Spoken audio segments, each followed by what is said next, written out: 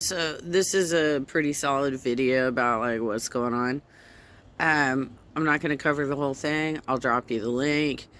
Um, in addition to my analysis from a couple of weeks ago, that I believed that Jody was basically separating these couples so that she could move in romantically on these women and through her therapy.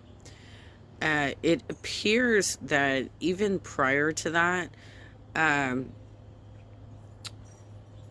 Ruby was already exhibiting disdain for all of her children, but mostly for her youngest and most vulnerable children. So let's go over some of what is being said in this video, and then I will drop you the link. And parenting. These moments suggested a lack of effective communication and conflict resolution skills. And part of this is caused by these strange expectations that Ruby has of her children. For example, she expects her 3-year-old, three, to be able to wake herself up for preschool. Like all on her own.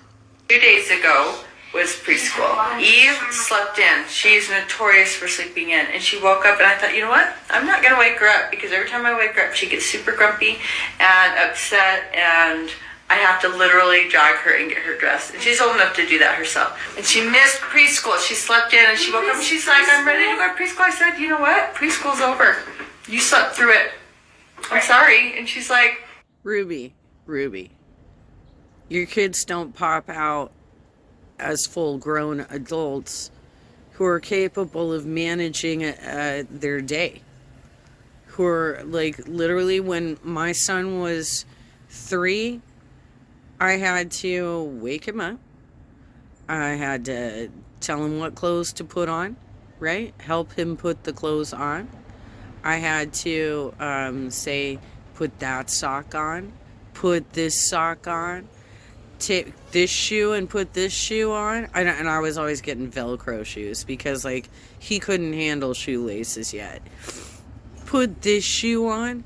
But I had to walk him step by step through every bit of it because my son was struggling with ADHD as well.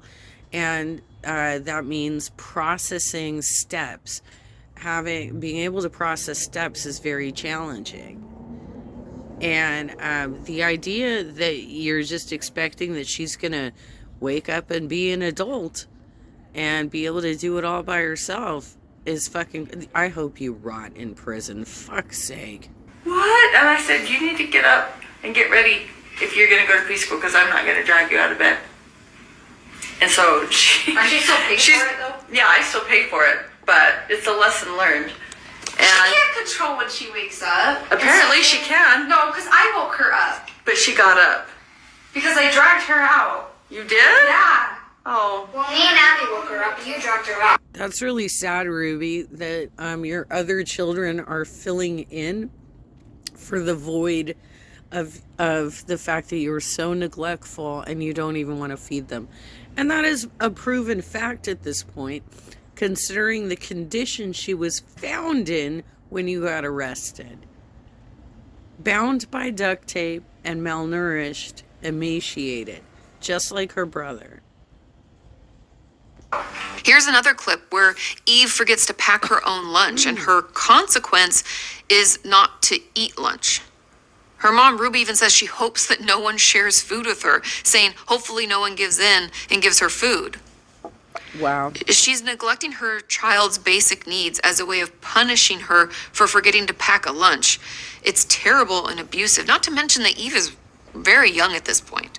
I don't understand, like, if you're gonna do a family vlog, why aren't you showing yourself reading stories to your kids? Why aren't you showing yourself singing songs with your kids? Why aren't you showing yourself volunteering in various activities? Well, I suppose you can't. You don't have permission to get other people's kids unless you blur out their faces. But Like, show how you're actually teaching them love and compassion, rather than authoritarianism. Like, what the hell even here? These kids, I hope they're in a safe place right now, because this is such a tragic situation. And I think Kevin, I just watched another video where somebody was talking about how Kevin is not,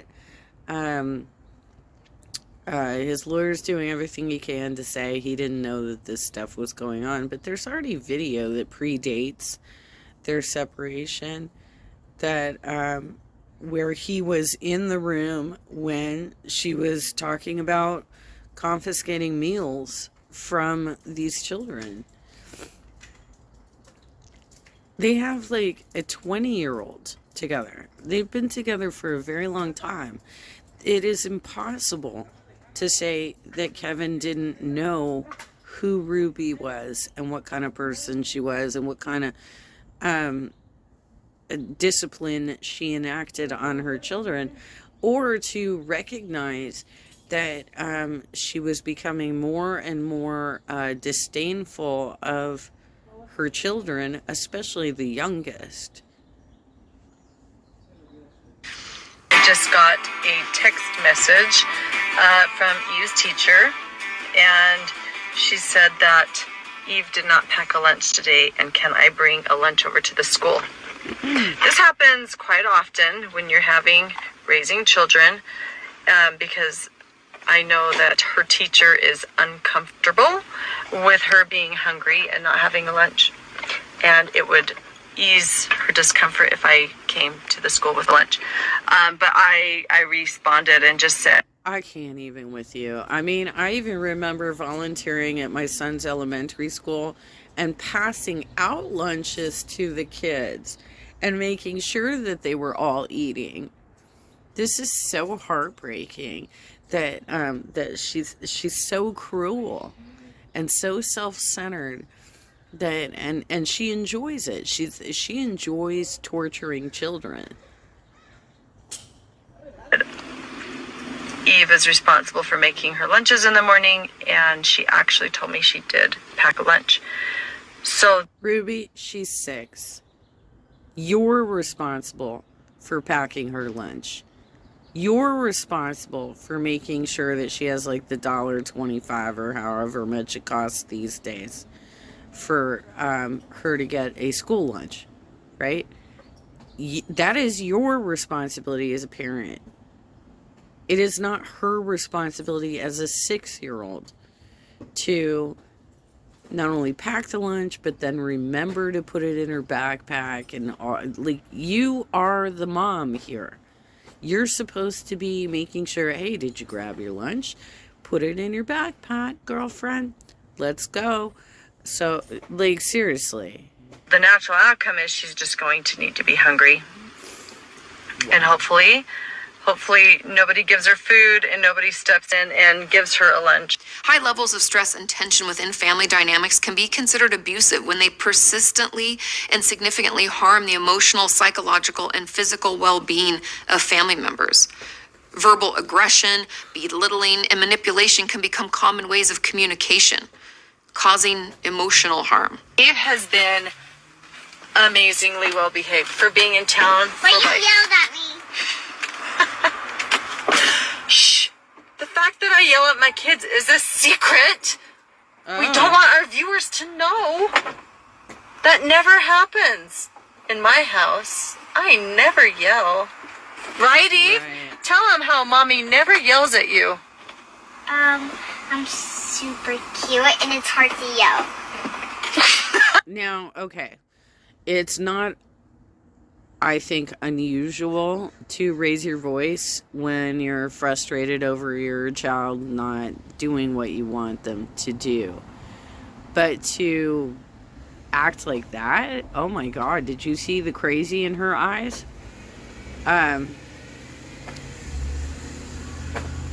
There was this maniacal look in her eyes as she said that. Like, oh, no.